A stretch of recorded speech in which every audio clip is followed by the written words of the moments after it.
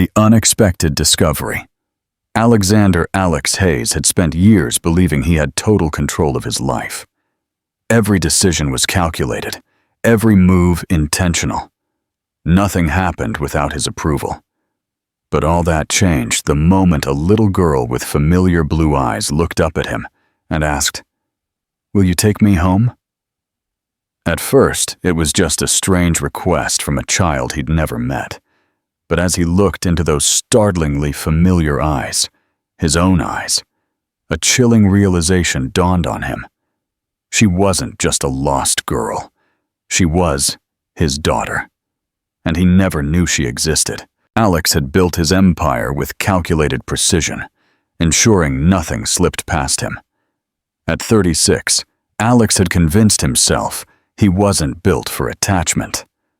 Once, years ago, he tried love, but it ended in heartbreak. After that, he'd immersed himself in his work, perfecting his image as a ruthless businessman, a man too focused on success to be distracted by emotions. He told himself he didn't need anyone, that his world was complete just as it was. But all that changed in a single moment. That evening had started like any other. He had just finished a business dinner at one of the city's most exclusive restaurants, closing a deal that would add millions to his firm's portfolio. As he stepped out into the cool night air, he barely glanced at the city lights reflecting off his black Mercedes. He was reaching into his pocket for his car keys when he heard a small voice behind him. "Excuse me, sir." Alex turned, expecting to see a valet or a car parker. Instead, he found himself looking down at a little girl. She couldn't have been more than 7, her delicate features framed by thick, dark brown curls. But it was her eyes that froze him. Bright blue, strikingly familiar. His pulse quickened as he looked at her. There was something unnerving in the way she looked at him, as if she knew him somehow. The girl hesitated, swaying slightly before speaking again. "Can you take me home?" Alex blinked, momentarily unsure if he had heard her correctly. A child, alone at night, asking a stranger for a ride. It made no sense. He immediately scanned the area, expecting to see a frantic parent rushing toward them. But the street was silent. "Where are your parents?" he asked, his voice coming out harsher than intended. The girl dropped her head slightly, twisting her fingers in the hem of her coat. "My mommy isn't home," she said quietly. "And I don't know my daddy." Something cold settled in Alex's stomach. He cleared his throat, trying to keep his voice steady. "Who brought you here?" She looked up at him again, her bright blue eyes filled with something he couldn't quite identify. "My babysitter, but she left. I didn't know what to do, so I waited." "What's your name?" "Lily," she replied. He looked at her again, taking in every detail. Her dark brown hair, the slight curve of her nose, the delicate structure of her face, and those eyes. His eyes.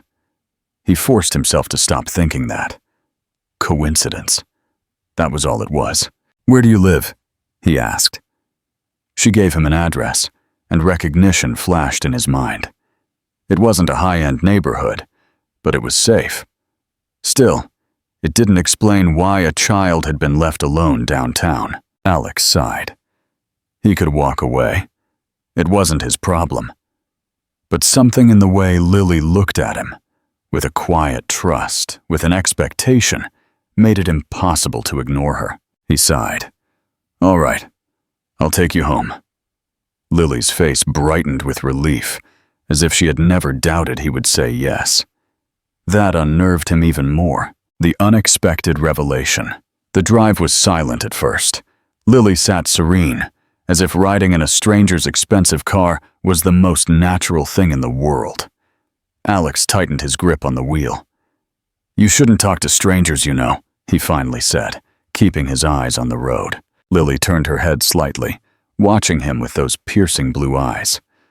"I know.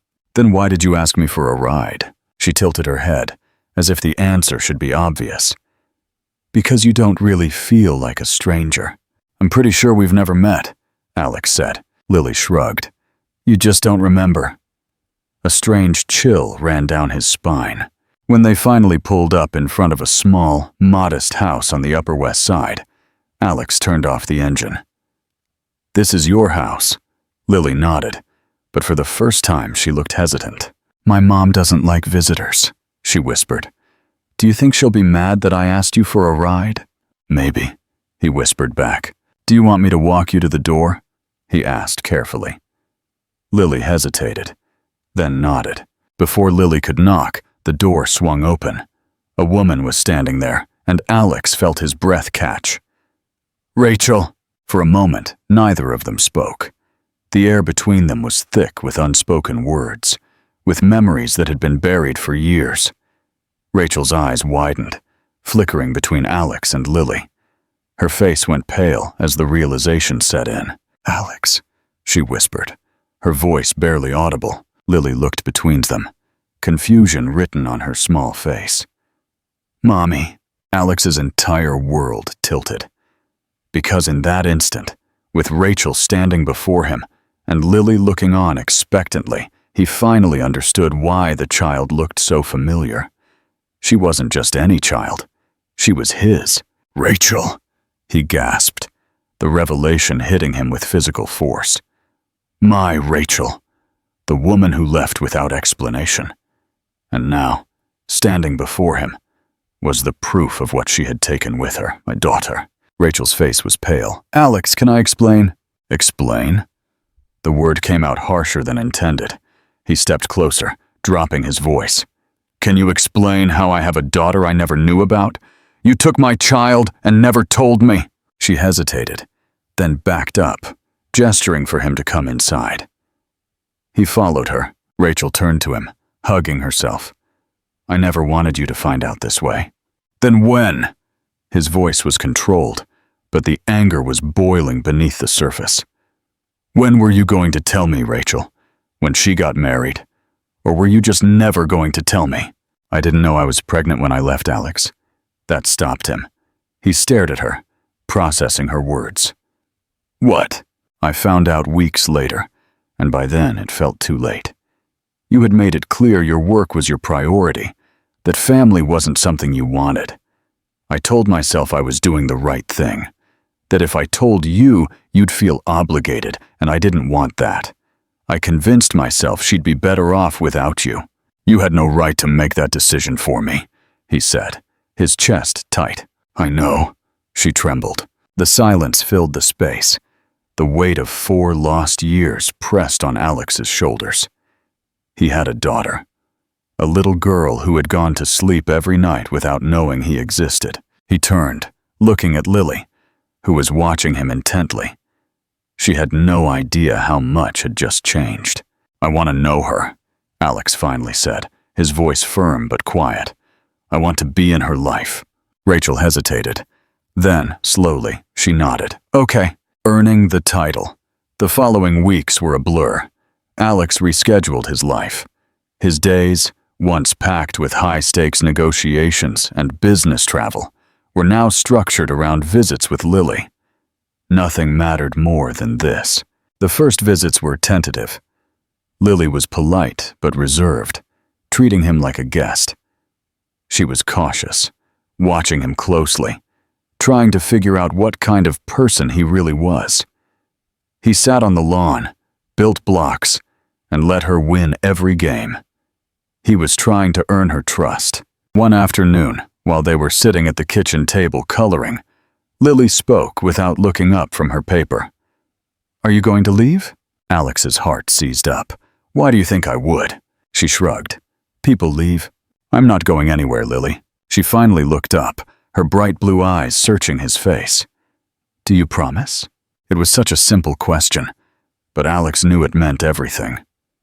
He nodded. "I promise." That night, Rachel walked him to the door. "She likes you," she said finally. "I like her too," Alex admitted. Rachel hesitated before speaking again. "I was afraid to let you in. I still am." He turned to face her. "I get it, but I'm here, and I'm not going anywhere." Weeks turned into months. The tentative visits became routine. Lily now greeted him at the door with an excited smile. She asked him questions. What was his favorite color? Did he like ice cream? She was piecing him together, trying to understand who he was, and if he was someone she could rely on. One afternoon, Rachel asked him to pick Lily up from preschool. It was a simple request, but to Alex, it meant everything. It meant she trusted him, letting him assume a normal, real part of her life. He arrived at the small school, feeling more out of place than ever. The doors opened, and a flood of children streamed out.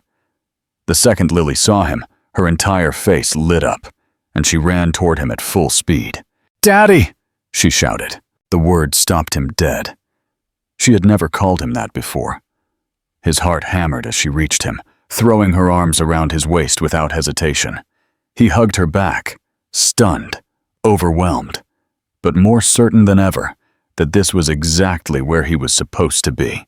"I made you a picture," Lily said, pulling out a crumpled piece of paper. It was a drawing of the two of them, holding hands. And for the first time, beneath his stick figure, she had written one word: Daddy. That night, Rachel watched him from the doorway. "She called you Daddy today, didn't she?" she asked softly. Alex nodded, still feeling the weight of it. "Yes, she did." Rachel looked him in the eyes, her expression settling into a quiet certainty. "You really aren't going to leave, are you?" "No," he said, his voice firm. "I won't." Rachel studied him for a long moment. Then she nodded. "Good." Home, months later. Alex sat on the living room sofa with Lily curled up against him, asleep. His suit jacket was off, and the scent of crayons and homemade food was his new normal. He had traded his carefully controlled world for one messy with love, and he wouldn't change it. Rachel walked in and smiled softly at the sight of Lily asleep against him. "She's getting comfortable with you." "Yes," he said, his voice quiet. "She is." Rachel sat down beside him. "You were right, you know," she said softly, "about me making the decision for you, about not telling you about Lily. I wish I had known sooner," he admitted. "But I'm here now. That's what matters." Rachel looked him in the eyes. "You are," she said, almost to herself. "You really are." The silence that settled between them was not awkward. It was the kind of silence that came when words were unnecessary, when everything important had already been said. Lily stirred slightly against him, and Alex instinctively placed a gentle hand on her back, steadying her. Rachel watched the movement. "She loves you," Rachel whispered. "I love her too." Rachel gently placed a blanket over Lily's small body. Alex didn't know what would happen next. He didn't know how long it would take for Rachel to fully trust him again, or what the future held for the three of them. But as he sat there, his daughter asleep against him, and Rachel at his side, he knew one thing for certain. He wasn't going anywhere. This wasn't just a temporary moment in his life. This was his home. Chapter 4. The Rebuilding of Us. The quiet, comfortable silence in the living room was a world away from the awkward tension of their initial meetings. Alex was now a fixture in the brownstone on the Upper West Side. He wasn't just visiting Lily. He was living a dual life, ruthless CEO by day, present father by evening and weekend.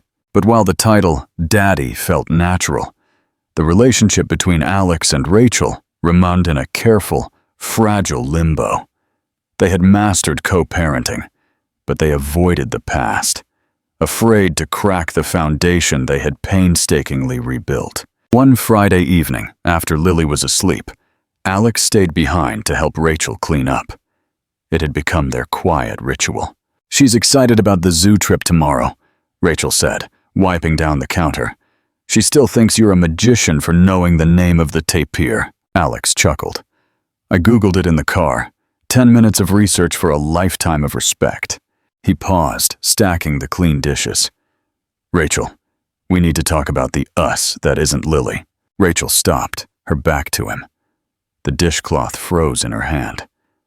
Alex, we have a good system now. We're stable for Lily. I don't want to risk that. I don't either, he said honestly. But we're walking on eggshells. We have 4 years of pain and silence between us. If we're going to build a real future, we can't keep pretending the past didn't happen. Rachel slowly turned around, her expression weary but resolute. What do you want to talk about? I want to talk about why you left, Alex said, his voice low. You said you thought I'd feel obligated, that I valued work over family. And you were right. The old me would have resented the obligation. But you didn't give me the chance to become the man I am now. Why? Rachel closed her eyes for a moment. When I found out I was pregnant, I was terrified.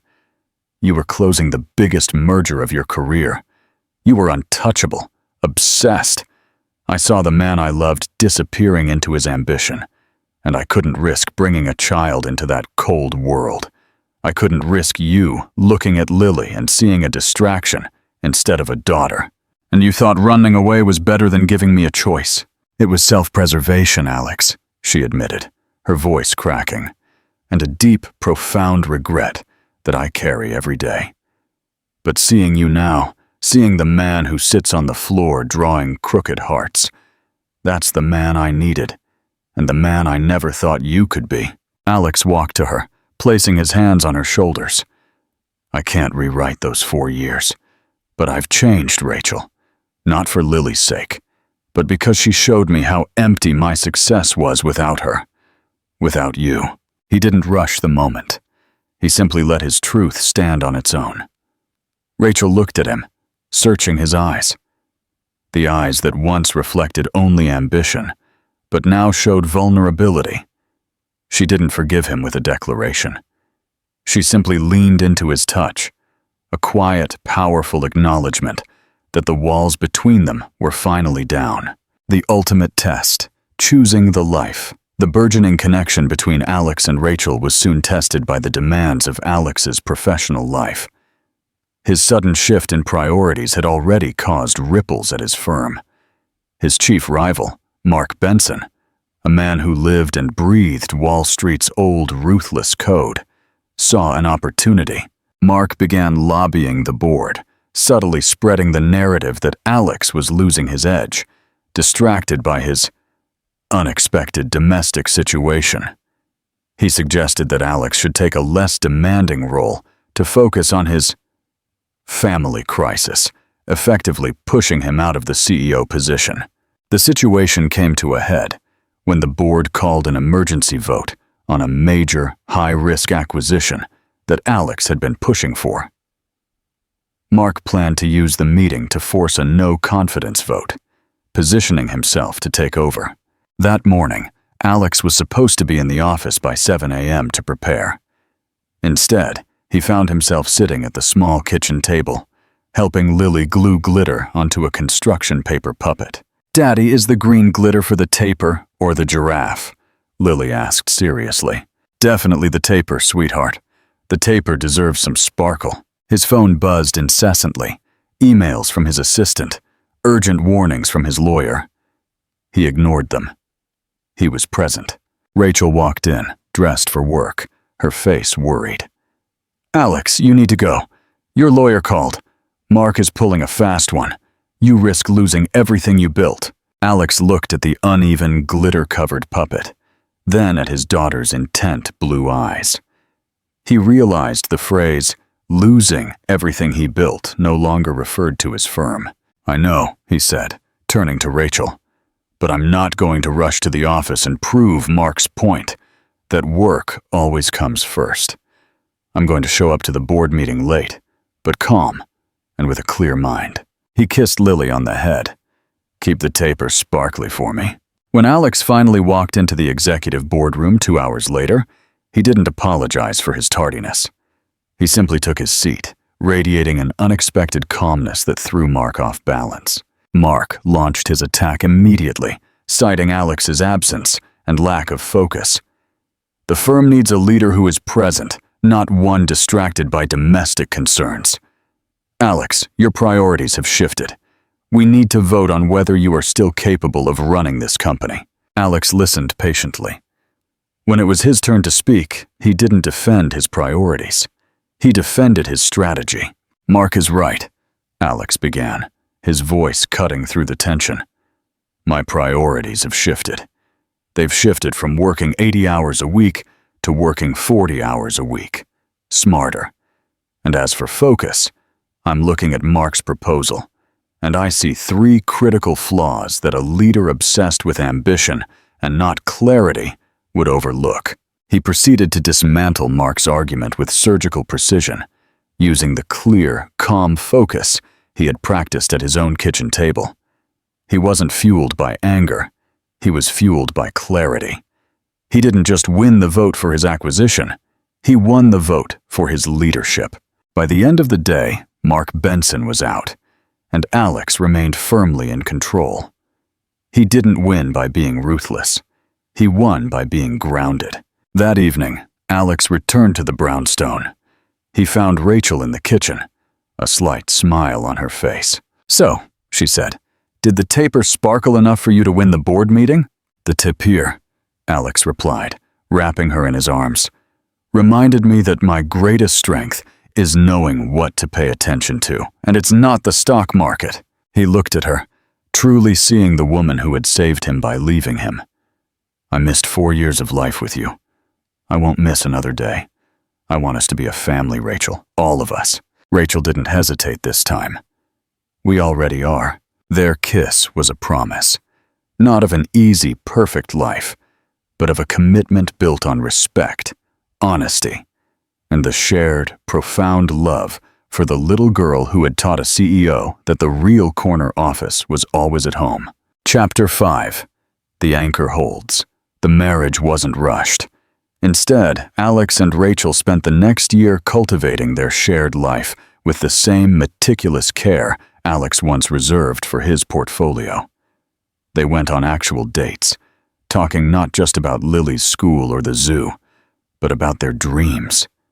The dreams they had buried when their worlds split. Alex sold his Park Avenue apartment and bought a brownstone closer to Rachel's existing place, a space large enough for all 3 of them, and decorated in a style that was a warm blend of Rachel's cozy aesthetic and Alex's modern simplicity. Lily, now 8, was the happiest anchor holding their rebuilt family together.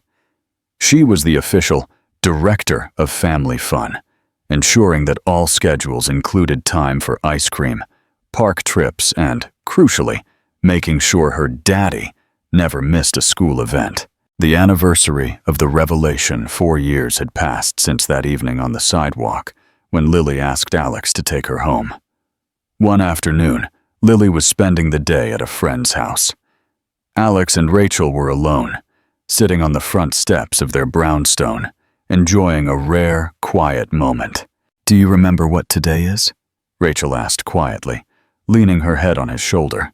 "The anniversary of the day I found out I had a daughter," Alex said immediately.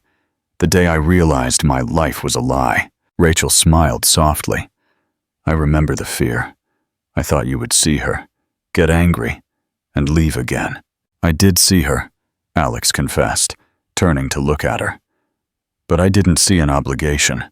I saw everything I had been missing.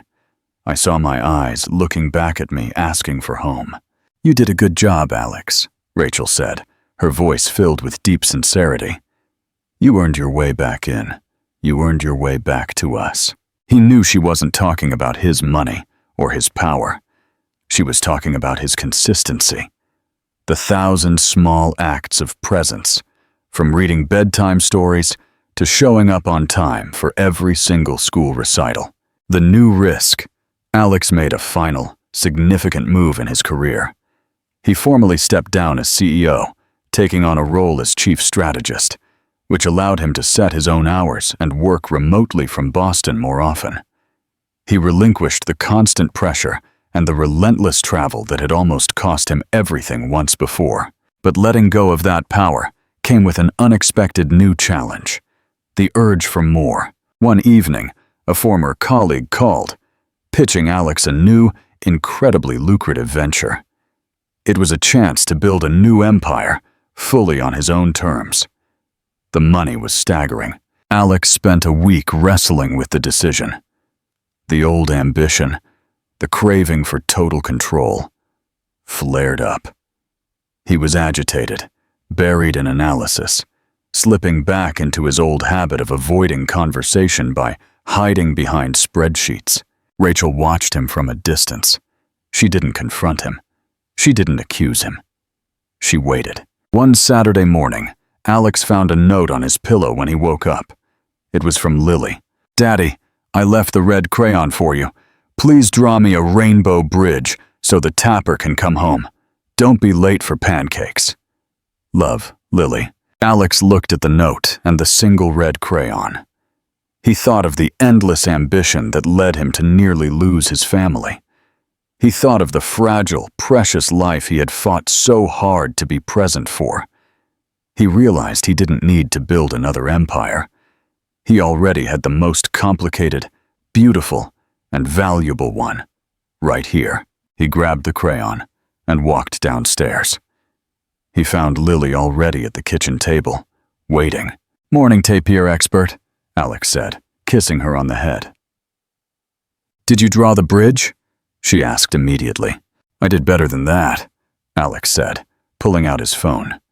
He had already composed the email declining the new venture. Then he went over to Rachel. "I'm not doing it," he told her simply. "I don't need another bridge to build. I'm already home." Rachel looked at him, not with relief that he had chosen her, but with pride that he had chosen himself. The better version of himself. Their life wasn't perfect. They still argued over bills and schedules. But it was real. It was present. And it was a continuous, beautiful journey. Alex Hayes had finally learned that the most valuable asset in his portfolio was the small hand that reached for his every night, and the woman who had dared to walk away so that he could finally learn to stay. Chapter 6. The Unshakable Anchor. The following years solidified the foundation Alex and Rachel had so painstakingly built. Alex became the embodiment of the present father, coaching Lily's soccer team, serving as the tapir expert for her middle school science projects, and always home for dinner. His company, far from collapsing after he stepped down as CEO, thrived under his strategic guidance. He proved that true power was not in the hours worked, but in the clarity of focus. By the time Lily turned 13, she was a true New Yorker, sharp, independent, and possessing a profound understanding of irony. Her old, quiet trust in Alex had blossomed into the deep, sometimes challenging bond of a father and daughter. The teenage test, the true test of their family's foundation, arrived when Lily entered high school.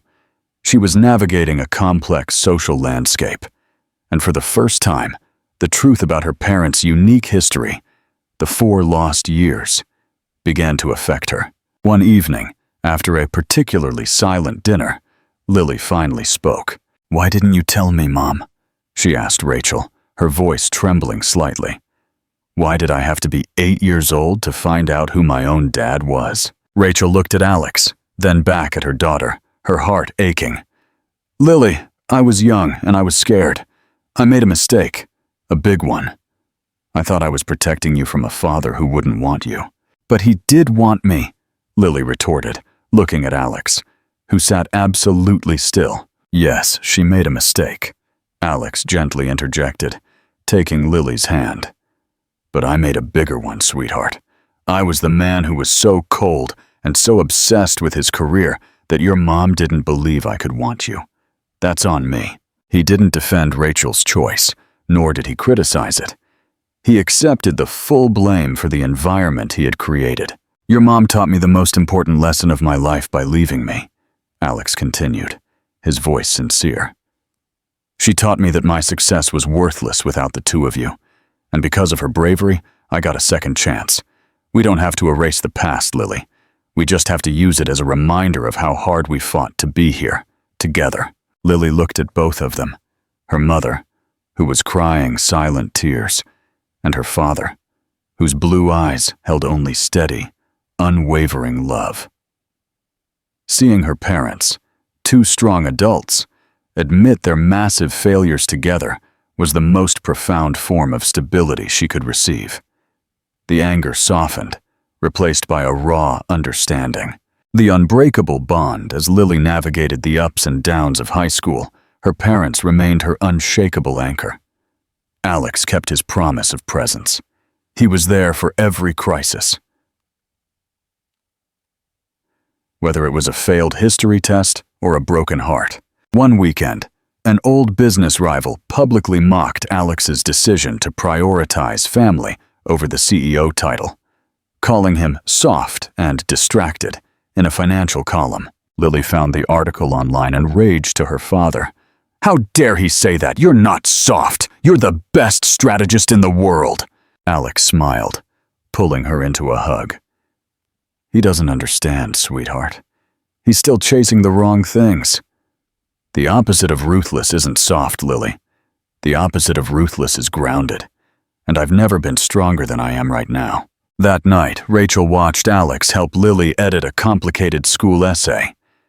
The easy, intellectual partnership they shared, father and daughter, man and wife, was beautiful. Rachel walked over to Alex, her hands resting on his shoulders.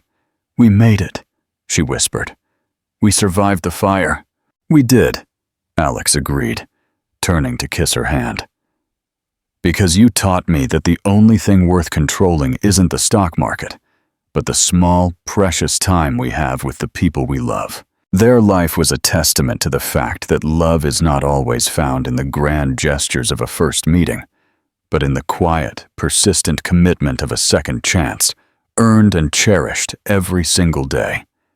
The man who once believed his life was perfect had finally found true contentment in the messy, wonderful, and deeply real life he shared with his family. Epilogue. The true legacy. Years passed quickly in the warm, stable chaos of the Hayes brownstone. Lily grew into a remarkable young woman, a confident college student studying engineering, taking after the quiet brilliance of her unknown grandfather. The 4 lost years were now a mere footnote in a life defined by the continuous, unwavering presence of her parents. The unbreakable family. The commitment between Alex and Rachel deepened with age, turning their repaired relationship into a rare, durable partnership. They were a team, no longer fighting old ghosts but looking forward, united by a quiet understanding forged in crisis. Alex, now in his 50s, was a respected figure on Wall Street, known less for his early ruthlessness and more for his strategic wisdom and balanced lifestyle. He continued to serve as chief strategist, often mentoring younger executives, advising them that true success lay outside the boardroom. One spring afternoon, Alex and Rachel found themselves preparing to host a small party to celebrate Lily's acceptance into her top-choice engineering program. "I still can't believe she's leaving for the West Coast," Rachel murmured, her voice tinged with both pride and sadness as she arranged flowers. "She's ready," Alex said, smiling. "We gave her the anchor she needed. Now she can sail anywhere." He looked at the small kitchen counter where, years ago, he had placed the uneven red construction paper heart Lily had made for him. It was now preserved, framed, and placed prominently on their bookshelf, the full circle. Later that evening, an older colleague of Alex's, Mr. Chen, who had observed Alex's entire career, approached him with a glass of champagne. "Alex," Mr. Chen said, his voice thoughtful, "I remember when you almost walked away from the CEO job. Everyone thought you were crazy going soft. We thought you'd lost your edge." Alex laughed softly. "I didn't lose my edge, Mr. Chen. I found my clarity. I realized that if my career required me to choose between a billion-dollar deal and a 5-year-old asking for a bedtime story, the career was flawed." Mr. Chen looked across the room at Lily, who was animatedly telling a story to her mother, her blue eyes sparkling with intelligence and joy. "Your daughter," Mr. Chen nodded. "She is a beautiful legacy. You built empires, but this is your masterpiece." Alex knew he was right. His wealth was fleeting, his power temporary. But the love, the connection, the sheer effort it took to earn the simple word "daddy" from a little girl who once didn't know his name. That was the true, enduring return on investment. He walked over to Rachel, took her hand, and watched his daughter. The unexpected discovery, the perfect surprise, shine. He had come full circle, from a man who valued control above all else to a man who understood that true happiness lies in surrendering to love. He had lost 4 years of his life, but in gaining his daughter and his partner back, Alexander Hayes had finally learned how to live, fully and completely, present in his own home. Epilogue. The promise in the balance. The brownstone on the Upper West Side remained the unshakable core of the Hayes family. Lily was at college on the West Coast, studying engineering. Her departure left a strange, quiet space in the house, a space that years ago would have been filled by Alex's frantic return to work, but was now filled by Rachel and Alex's rediscovered companionship. Alex was on a secure video call in his home office one crisp evening, closing a major strategic partnership. He handled the multi-million-dollar details with his old sharpness, but now he ended the call abruptly at 6:58 p.m. He used to find satisfaction in being the last one working. Now, he found it in being the first one downstairs. He found Rachel in his kitchen, preparing dinner. "Deal closed," Alex announced, kissing her on the back of the neck. "Good. Did you save the world, or just a few $1,000,000? Rachel smiled, a knowing, gentle challenge in her eyes. "Just a few million," he admitted. "The world can wait until after dinner." They sat at the small kitchen table, the silence comfortable and deep. "Lily calls tonight, right?" Rachel asked. 10 o'clock sharp. She wants to update us on her solar panel project. Rachel put down her fork, her gaze turning serious. "You know, Mark Benson's old position is still open. They offered you the full CEO role again last week, didn't they? No remote work. Back to the tower. Full time." The question wasn't accusatory. It was simply a statement of fact, a final test of his transformation. Alex looked at the small kitchen, not at the value of the granite countertop, but at the memories etched into the wood of the table. Glitter glue, crayon marks, and quiet conversations that saved his soul.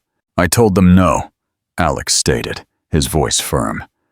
"I chose to keep the chief strategist role. It gives me the flexibility to fly out to the West Coast when she needs me, and the time to be here when you need me." Rachel walked over to him, placing her hands on his chest, right over his heart, which no longer felt cold. "You gave up the ultimate title, the total control." "I gave up a paper title for a real title," Alex corrected, looking into her eyes. "My legacy isn't built in steel and glass. It's built right here on this foundation." He didn't make a grand, romantic promise about their future, because they were past that. Instead, he simply vowed, "I am not chasing any more distance. I stay in the balance." Rachel smiled, her eyes shining with quiet pride. She knew the temptation of the tower would always be there, a magnetic pull for the ambitious man he was. But by choosing the balance, by choosing the quiet hum of their home and the call time with their daughter, Alex was not just closing a chapter. He was writing a new definition of success, one built on a commitment that would be tested and proven true every single day.